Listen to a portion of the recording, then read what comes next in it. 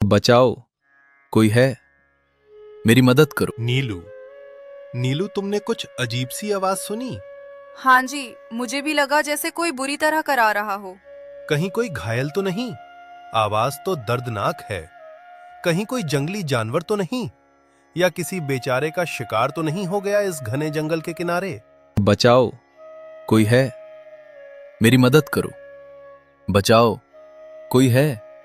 मेरी मदद करो। यह तो मनुष्य की आवाज लग रही है। चलिए देखते हैं, कोई मुसीबत में है।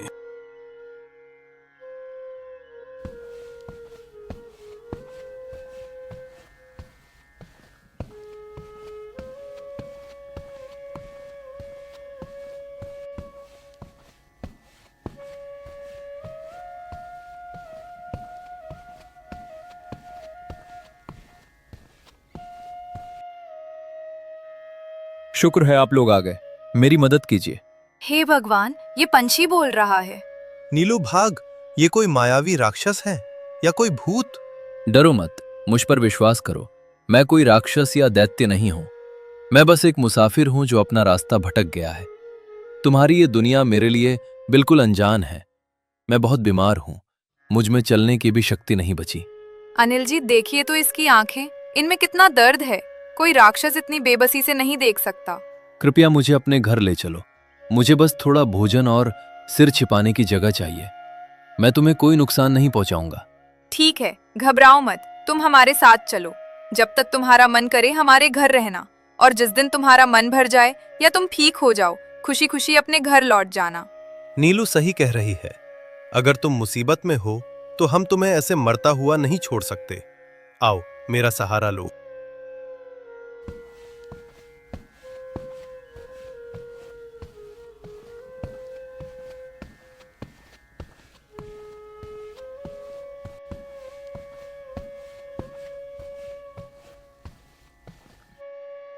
अब बताओ, तुम आखिर हो कौन और कहां से आए हो?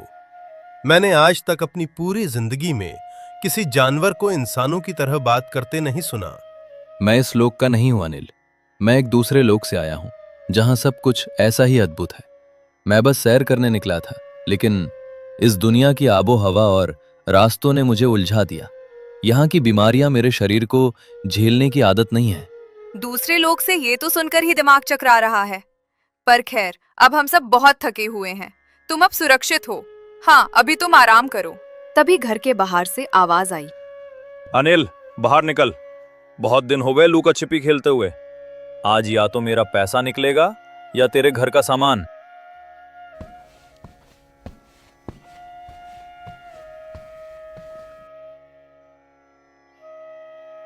राकेश जी, थोड़ा समय और दे दीजिए। फसल बस कटने ही वाली है। मैं पाई पाई चुका दूंगा। बहुत हो गई तेरी नौटंकी। हर महीने यही राग अलापता है। अब मेरा सब्र खत्म हो चुका है। राकेश जी, इस बार फसल बहुत अच्छी हुई है। इस बार मैं सब उधारी चुका दूंगा। इस बार मैं तेरी इन बातों में नहीं आऊंगा। हर महीने यही बोलता है। मुझे अभी पैसे दो या फिर कोई घर का सामान। अगर आपको कुछ गिरवी ही रखना है तो मेरे यह गहने रख लीजिए। जब हमारे पास पैसे आ जाएंगे तब मैं इन्हें वापस ले लूंगी। जा लेकर आ गए ने। चलो रे, आज तो चांदी हो गई।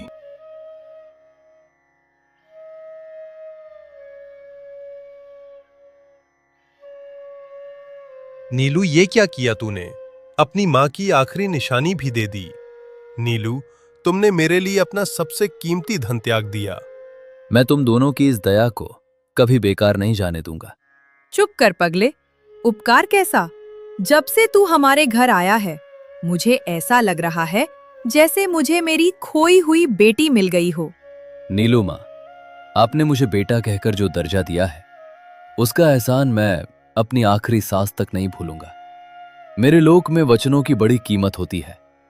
आज से आपकी रक्षा और आपकी खुशहाली मेरी जिम्मेदारी है। बात तो सही है नीलू, लेकिन राकेश अगले महीने फिर आएगा। अगर हमने उधार नहीं चुकाया तो वो हमें घर से निकाल देगा।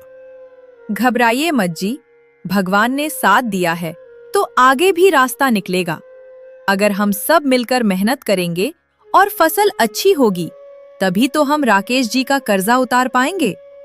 अब खेत पे जाने का समय हो गया है।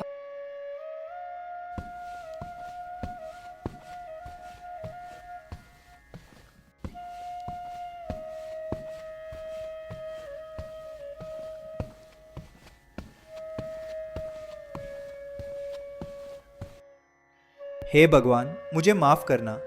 मैं अपनी बेटी को 2 वक्त की रोटी भी नहीं खिला सकता।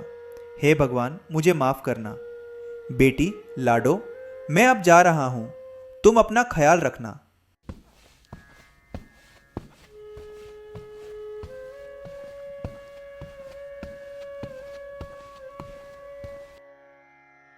रुकिए रुकिए चाचा जी, ये क्या अनर्थ कर रहे हो चाचा जी? छोड़ दो मुझे अनिल, मुझे मर जाने दो। काम से कम अपनी लाडो को भूख से मरते हुए तो नहीं देख पाऊंगा। ऐसा भी क्या हो गया है चाचा जी, जो आप मरने की बात कर रहे हो? क्या बताएं अनिल, 2 दिन से मेरी लाडो बिटिया ने कुछ नहीं खाया है। उसको भूख से मरते हुए देखने से अच्छा है मैं अपने आप को खत्म कर लूं। इस दुनिया में जीने के लिए वो कागज के टुकड़े जरूरी हैं। हे भगवान, ये पक्षी तो बोल रहा है। अनिल, ये मैं क्या सुन रहा हूँ? ये पक्षी बोल रहा है। डरो मत चाचा जी, मैं आपको कुछ नहीं करूंगा। मैं आपकी मदद कर सकता हूं चाचा जी। ये लीजिए। ये लीजिए चाचा जी, ये धन आपके जीवन जीने के लिए पर्याप्त है। ये सच है? मैं कोई सपना तो नहीं देख रहा? बेटा, तुम जो कोई भी हो, मेरे लिए साक्षात भगवान हो।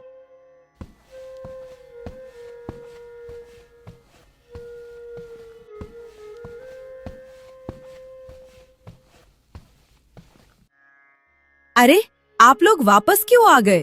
खेत का काम कौन करेगा? फसल नहीं काटेंगे तो कर्ज कैसे चुकेगा? अरे नीलू, अब खेत और फसल की चिंता छोड़। ये जादुई पंछी है नीलू, ये हमें जितना चाहे उतना पैसा दे सकता है। अब हमें मेहनत करने की जरूरत नहीं। अनिल जी रुकिए, मैं कोई खजाना देने वाला पंछी नहीं हूं। वो तो उस बूढ़े किसान की जान की बात थी। मैं सिर्फ 1 महीने में 1 बार ही जादू कर सकता हूं। अब मैं अगले महीने ही कोई जादू कर सकता हूं। अरे नीलू, मैंने तो बहुत कुछ सोच लिया था कि अब हमारी गरीबी खत्म हो जाएगी। रुकिए, मैं अपनी दिव्य दृष्टि से देखता हूं कि इस दुनिया में ऐसी कोई जगह है जहां पर खजाना रखा हुआ है। यहां से बहुत दूर एक रुद्रागिरी पर्वत है जहां पर राजा विक्रमादित्य का खजाना रखा हुआ है। क्या बोल रहे हो? राजा विक्रमादित्य का खजाना? इस खजाने के बारे में तो मेरी दादी माँ पहले बताया करती थी। हाँ चलो मेरे साथ, राजा विक्रमादित्य का खजाना लेकर आते हैं।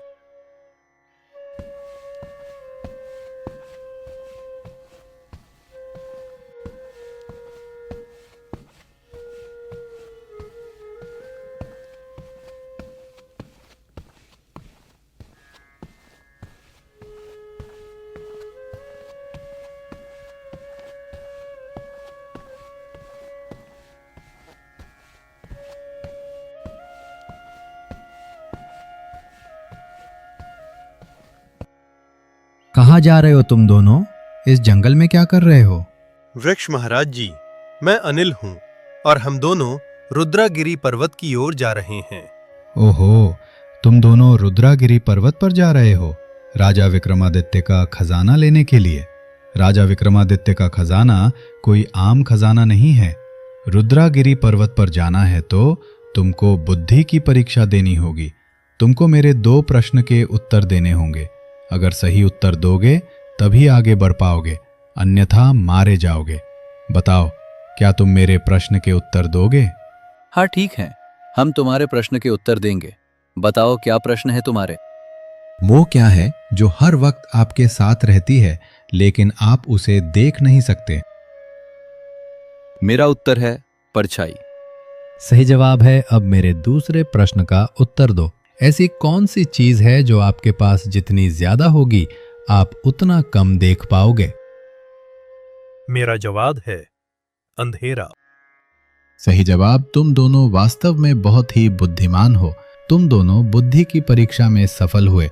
अब तुम दोनों रुद्रागिरी पर्वत की ओर जा सकते हो।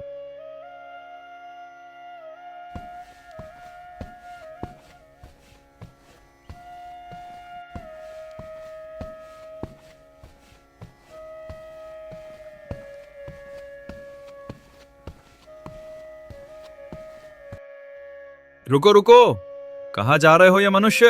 रुको। हे राक्षस, तुम कौन हो और मेरा रास्ता क्यों रोक रहे हो? मुझे जाने दो, मुझे रुद्रागिरी पर्वत पर जाना है। मैं अंधकासुर हूं। अगर तुमको रुद्रागिरी पर्वत पर जाना है तो तुमको मुझे युद्ध में हरना होगा, तभी तुम रुद्रागिरी पर्वत पर जा पाओगे। अनिल सोच में पड़ गया। ये राक्षस तो बहुत विशाल है, इसे कैसे युद्ध में हराया जा सकता है? ये तो हम दोनों को मार देगा। डरो मत अनिल जी, मैं इस राक्षस को हरा दूंगा युद्ध में। मुझ में बहुत सी जादुई शक्तियां हैं और मुझे पता है इस राक्षस को कैसे हराया जा सकता है। तुम एक मामूली पंछी मुझे अंधकासुर को हराओगी?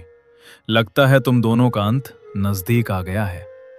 देखते हैं अंधकासुर, किसका समय नजदीक आ गया है। अब मरने के लिए तैयार हो जाओ।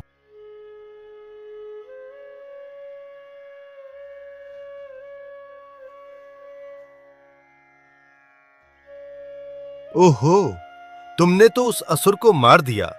तुम तो बहुत ही शक्तिशाली हो। हाँ अनिल जी, मैं बहुत ही शक्तिशाली हूं। मैं किसी भी राक्षस को मार सकता हूं। अब चलते हैं रुद्रागिरी पर्वत की ओर।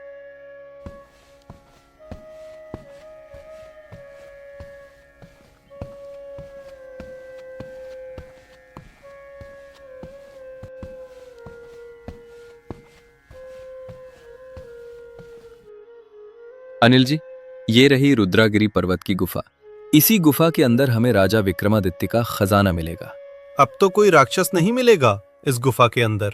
ये तो गुफा के अंदर ही जाकर पता चलेगा कि गुफा के अंदर कोई राक्षस है कि नहीं। चलो फिर देखते हैं गुफा के अंदर क्या है।